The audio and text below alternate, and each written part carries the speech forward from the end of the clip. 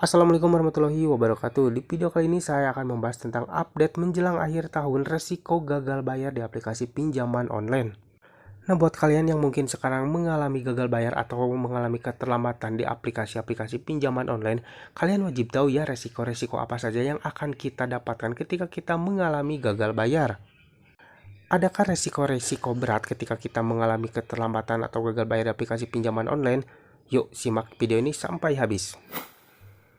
Yang pertama adalah kita akan mengalami teror lewat media komunikasi. Teror lewat media komunikasi ini adalah salah satu cara dari penagih dari aplikasi pinjaman online menghubungi kita melalui WhatsApp atau SMS, telepon, bahkan juga lewat email. Telepon kita akan berdering setiap harinya karena akan dihubungi oleh para DC online atau penagih dari aplikasi pinjaman online setiap hari. Bahkan untuk penagihan lewat panggilan telepon itu setiap harinya bisa beberapa kali ya berbunyi dengan nomor-nomor yang berbeda.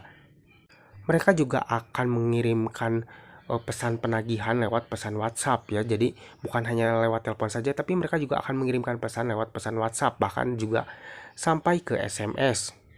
Teror lewat media komunikasi atau penagihan lewat media komunikasi ini menjadi satu hal yang wajar ya ketika kita mengalami gagal bayar di aplikasi pinjaman online, karena bukan hanya pinjaman online legal saja, untuk aplikasi pinjaman online ilegal juga pasti akan melakukan teror lewat media komunikasi. Yang selanjutnya adalah kita akan dikenakan denda keterlambatan. Ketika kita mengalami keterlambatan di aplikasi pinjaman online, tentunya kita akan mendapatkan denda keterlambatan setiap harinya. Jadi tagihan kita akan semakin membengkak atau semakin besar ya ketika kita mengalami gagal bayar di aplikasi pinjaman online. Namun kalian tidak perlu khawatir, untuk aplikasi pinjaman online legal itu untuk denda keterlambatannya ada batasannya ya, sesuai aturan OJK, yakni sampai 100% dari total tagihan kalian. Namun kalau untuk aplikasi pinjaman online ilegal ini, untuk denda keterlambatannya itu tidak terbatas ya. Jadi sejauh kita belum melunasi hutang kita, tentunya untuk denda keterlambatannya akan terus berjalan. Jadi tidak mematuhi aturan dari OJK, karena mereka aplikasi pinjaman online ilegal yang tidak resmi ya, yang tidak terdaftar di OJK. Makanya mereka juga tidak akan mematuhi aturan yang sudah ditetapkan OJK. Yang selanjutnya adalah masuk ke slik OJK.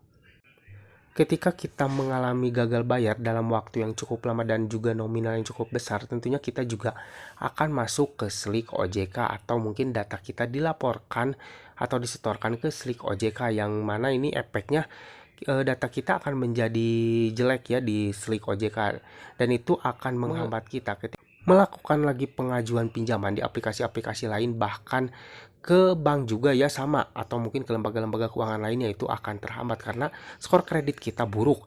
Dan untuk aplikasi-aplikasi yang biasanya melaporkan ke slik OJK itu biasanya aplikasi-aplikasi pinjaman online besar ya, seperti Kredipo, Akulaku, Kredit Pintar, itu biasanya suka menyetorkan data debitur yang gagal bayar itu ke slik OJK ya.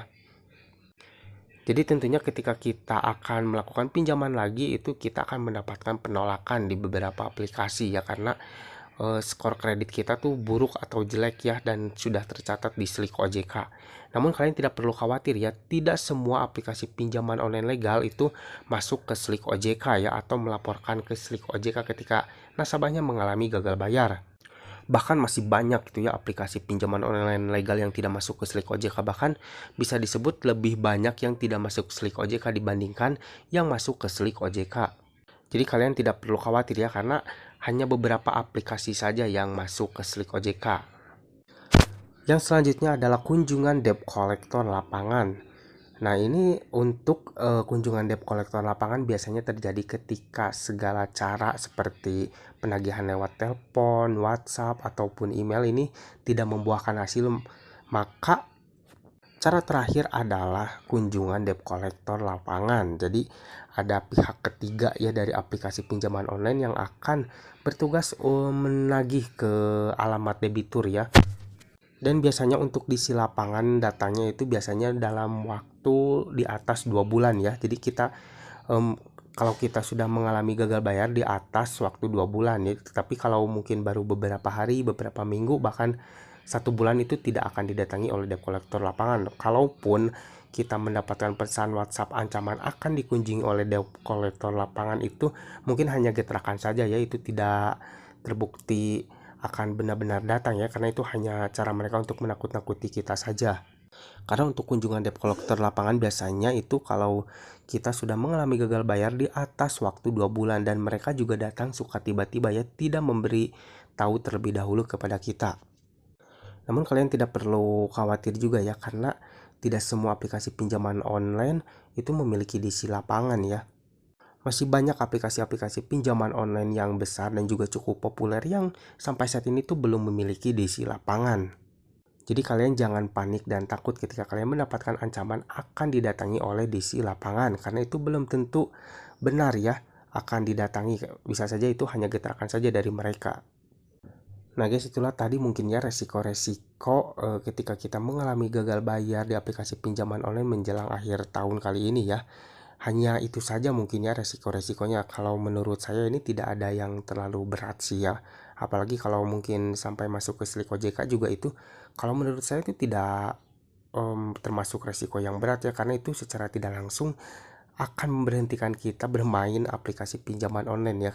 Karena ketika kita masuk ke slik OJK tentunya kita akan kesulitan mengajukan pinjaman lain di aplikasi pinjaman online lainnya ya. Jadi secara tidak langsung kita akan berhenti melakukan peminjaman uang lagi di aplikasi pinjaman online.